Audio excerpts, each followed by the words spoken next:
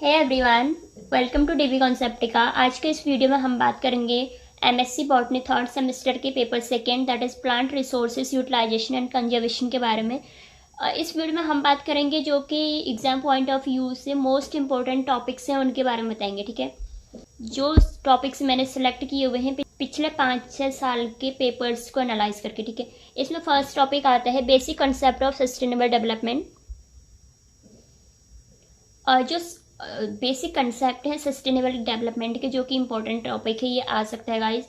Sustainable development क्या होता है? इसमें वो डेवलपमेंट जिसमें प्रेजेंट में ह्यूमन की सभी नीड्स कम पूरी हों और जो फ्यूचर की जनरेशन है, जो आने वाली जनरेशन है, उसके लिए भी रिसोर्सेज अवेलेबल हो पाएंगे। इसको बोलते हैं सस्टेनेबल डेवलपमेंट। मतलब इसमें प्रेजेंट की जो ह्यूमन की नीड्स है उसको फुलफिल करते हुए फ्यूचर की जनरेशन के साथ कोई कंप्रोमाइजेशन ना हो, इसको बोलते हैं सस्टेनेबल डेवलपमेंट। दूसरा इसमें होता है कि ऐसा डेवलपमेंट है जहाँ पे जो है मतलब प्लेस डेवलप हो लेकिन वहाँ की इकोलॉजी को, वहाँ के एनवायरनमेंट को कोई साइड इफेक्ट ना हो। ठीक है, इसको बोलते हैं सस्टेनेबल डेवलपमेंट। दूसरा है प्लांट इंट्रोडक्शन।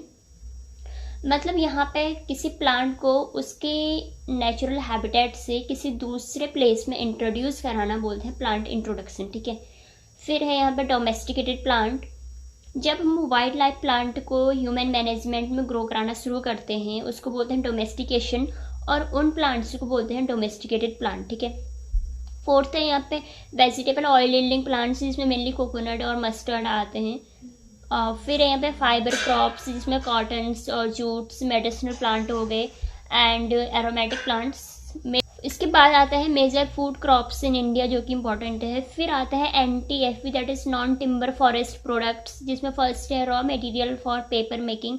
जो हम पेपर जो बनता है इंडस्ट्रीज में, जो पेपर बनता है उसके लिए रॉ मटेरियल जो है वो नॉन टिम्बर यील्डिंग प्लांट से ही आता है। ठीक है, फिर है यहाँ पे गम एंड रेजिन, वो प्लांट है जिनसे गम और रेजिन निकाला जाता है। ठीक है, जो प्रोवाइड करते हैं गम और रेजिन को। फिर है यहाँ पे बैम्बूज और रतन है, इसमें शॉर्ट नोट्स आ सकते हैं। फिर है एवेन्यूज ट्री। इसके बाद आते हैं एवेन्यूज ट्री, वो ट्रीज जो कि हमने देखा है कि रोड के आइट साइड बहुत सारे ट्रीज लगाए जाते हैं जो कि मतलब ब्यूटीफुल देखते हैं और वो शेड प्रोवाइड करते हैं। ठीक है, इसमें मेन टॉपिक आता है plant used as pollution control भी, जो पॉल्यूशन है उसको भी कंट्रोल करते हैं। ठीक है गाइज, इसके बाद आता है यहाँ पे ग्रीन रिवॉल्यूशन, जो मोस्ट इंपॉर्टेंट टॉपिक है। इसके बेनिफिट्स क्या क्या हैं और इसके जो हार्मफुल इफेक्ट्स हैं वो क्या क्या हैं, ये आ सकता है, मोस्ट इंपॉर्टेंट है, इसको टिक कर लीजिएगा।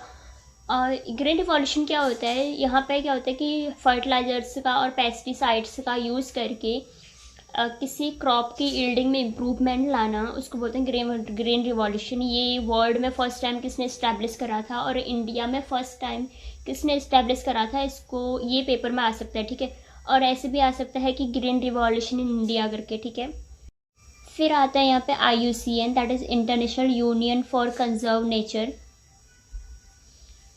इसमें फर्स्ट है इसके एम्स क्या क्या हैं और इसमें थ्रेटेंड स्पीशीज़ के लिए जो रेड लिस्ट कैटेगरी है वो उसके बारे में आ सकता है। और जो प्लांट्स हैं अंडर थ्रेटेंड कैटेगरी में, जो अंडर एंडेंजर्ड कैटेगरी में आते हैं, उत्तराखंड में कितने प्लांट्स हैं ऐसे हैं जो कि विलुप्त होने की कगार में है और उनको कंजर्व किया जा रहा है। ठीक है, देन आता है यहाँ पे बायोडाइवर्सिटी कंजर्वेशन, मीन्स जो बायोडाइवर्सिटी है, जो वैरायटी ऑफ स्पीशीज़ है, उनको कैसे कंजर्व किया जाता है। फर्स्ट है इसमें इन सिटू कंजर्वेशन, मीन्स ऐसा कंजर्वेशन जहाँ पे जो प्लांट्स हैं, जो एनिमल्स हैं, जो स्पीशीज़ हैं, उनको उनके नेचुरल हैबिटेट पर कंजर्व किया जा रहा है। ठीक है, फर्स्ट है इसमें बायोस्फीयर रिजर्व। बायोस्फीयर रिजर्व क्या होता है? इसमें प्लांट और एनिमल दोनों को कंजर्व किया जाता है और जो ट्राइबल डेवलपमेंट है उनको भी कंजर्व किया जाता है, मतलब उनका जो यहाँ पे डॉक्यूमेंटेशन होता है वो होता है। ठीक है, और यहाँ पे क्या होता है, जो ह्यूमन्स हैं उनको मतलब वो आ जा सकते हैं, उनको अलाउड है, और यहाँ पे नॉर्मली ह्यूमन्स की स्टे करने के लिए भी अलाउ होता है। ठीक है, बट जो वाइल्ड लाइफ सेंचुरीज़ हैं यहाँ पे ओनली वाइल्ड लाइफ मतलब ओनली एनिमल्स का जो है कंजर्वेशन होते हैं और यहाँ पे ह्यूमन को ज़्यादा अलाउ नहीं होता है। ठीक है, इसके बाद आता है नेशनल पार्क्स। नेशनल पार्क क्या होता है? यहाँ पे प्लांट्स, एनिमल्स और जो हिस्टोरिकल ऑब्जेक्ट हैं उनको कंजर्व किया जाता है। मतलब कहें तो यहाँ पे एक एंटायर एनवायरनमेंट को कंजर्व किया जाता है। ठीक है, जो नेशनल पार्क है इसके बाउंड्रीज फिक्स होती हैं, बट जो वाइल्ड लाइफ सेंचुरी है इसकी बाउंड्रीज फिक्स नहीं होती। मतलब यहाँ पे जो एनिमल्स हैं वो कहीं भी आ जा सकते हैं, और जितने एरिया में वो एनिमल्स रह रहे हैं उस पूरे एरिया को प्रोटेक्ट किया जाता है, ना कि एनिमल्स को एक जगह लाया जाता है, ठीक है। बट जो बायोस्फीयर रिजर्व होता है और नेशनल पार्क होते हैं वहाँ पे जो बाउंड्री है, जो एरिया की बाउंड्री है वो फिक्स रहती है, ठीक है। इसके बाद आता है यहाँ पे वेटलैंड कंजर्वेशन। गाइस जो ये वाइल्ड लाइफ सेंचुरी है और नेशनल पार्क है ये आ सकते हैं विद रेफरेंस टू इंडिया और उत्तराखंड। ये wild life sanctuary in India और नेशनल पार्क इन उत्तराखंड या इंडिया करके आ सकता है, ठीक है, क्वेश्चन में। इसके बाद आता है वेटलैंड कंजर्वेशन। वेटलैंड ये होता है जहाँ पे हल्का पानी हो और हल्का लैंड हो, ठीक है। मतलब ये एक दलदली भूमि टाइप की होती है। यहाँ की जो वेजिटेशन है, जो वेटलैंड है और जो यहाँ की वेजिटेशन है उसको कंजर्व करना, ये होता है वेटलैंड कंजर्वेशन, ठीक है। आई थिंक शॉर्ट नोट्स में आ सकता है पेपर में। फर्स्ट है कोरल रीफ। ये मेनली जो है ओशियन में प्रेजेंट होता है। जो पॉलिप्स होते हैं वो जो है सीक्रेट करते हैं कैल्शियम कार्बोनेट को, और कैल्शियम कार्बोनेट के कंपोजिशन से बनता है कोरल रीफ, ठीक है। ये जो है ओशियन में एल्गी के साथ कंपोजिशन में रहता है, ठीक है। मतलब एल्गी जो है फोटोसिंथेसिस करती है तो ये उससे फूड लेते हैं।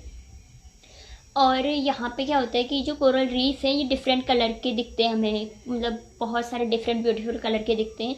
ये कलर होता है उनमें एल्गी के कारण, जो कि जिसके साथ ये सिम्बायोट में रहते हैं, वो जो एल्गी का कलर होगा वो कलर कोरल रीफ में भी आता है, ठीक है। उसके बाद है हॉट स्पॉट इन इंडिया।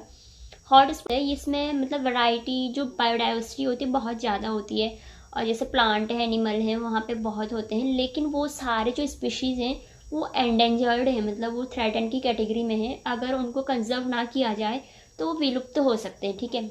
इसलिए उस एरिया को जहाँ पे वो स्पीशीज़ है, जो एंडेंजर्ड स्पीशीज़ है, उस एरिया को हॉटस्पॉट घोषित किया जाता है, ठीक है। देन आता है यहाँ पे एक्स सिटू कंजर्वेशन।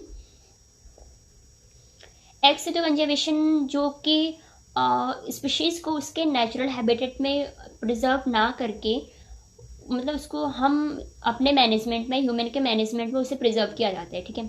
फर्स्ट है यहाँ पे बोटेनिकल गार्डन, जहाँ पे कि प्लांट्स और एनिमल को कंजर्व किया जाता है उनके आर्टिफिशियल हैबिटेट में। मतलब और आर्टिफिशियल हैबिटेट है जो कि ह्यूमन के मैनेजमेंट में स्पीशीज़ को कंजर्व किया जाता है, ठीक है। ये ऐसे क्वेश्चन आ सकता है बोटेनिकल गार्डन इन इंडिया और बोटेनिकल गार्डन इन उत्तराखंड करके, ठीक है। देन है यहाँ पे seed bank and gene bank. Gene bank क्या होता है, जो एंडेंजर्ड स्पीशीज़ होती है जो कि अब विलुप्त होने के कगार में है, या फिर कोई ऐसी नॉर्मल स्पीशीज जिसके हम जीन को कंजर्व कर सकते हैं बहुत सालों के लिए। मतलब अगर उतने साल बाद भी उसको जो है नया प्लांट बनाना चाहें उसके जीन से, या किसी और के साथ क्रॉस कराना चाहें तो हम करा सकते हैं, ठीक है। सीड बैंक में भी यही होता है कि हम जो सीड्स हैं उनको मतलब क्रायो प्रिजर्वेशन करा सकते हैं उनका, मतलब वेरी लो टेम्परेचर में सीड को जो है कंजर्व कर सकते हैं, और ये अगर दशकों बाद भी, मतलब सालों बाद भी अगर इसको उगाएं तो ये उग जाएगा। मतलब इसकी जो वायबिलिटी होती है मेंटेन रहती है, ठीक है। देन है यहाँ पे BSI, that is botanical survey in India, जो कि एक्सप्लोर करता है प्लांट रिसोर्सेज को और उनका कंजर्वेशन करता है। उसके बाद आता है यहाँ पे NBPGR, that is national bureau of plant genetic resource. यहाँ पे क्या होता है कि जो प्लांट का जेनेटिक मटेरियल है उसका डॉक्यूमेंटेशन होता है, और अगर हम कोई स्पीशीज़ बाहर से ला रहे हैं तो मतलब उसको इंट्रोड्यूस कराएं तो उसका क्वारंटाइन होता है, और उसमें ये देखा जाता है कि जो इसका जीन है वो यहाँ हो पाएगा या किसी के साथ क्रॉस कराना पड़ेगा। ऐसा होता है ना, कुछ मतलब ऐसे प्लांट्स होते हैं जो बाहर से लाए जा रहे हैं तो यहाँ पे भी जो है उसके लिए सही हैबिटेट होती है, वैसे ही यहाँ पे ग्रो कर जाते हैं। लेकिन कुछ ऐसे होते हैं कि यहाँ पे ग्रो नहीं कर पाते हैं, तो उनको जो है यहाँ की स्पीशीज़ के साथ क्रॉस कराया जाता है, उसके बाद जो है यहाँ पे ग्रो कराया जाता है, ठीक है।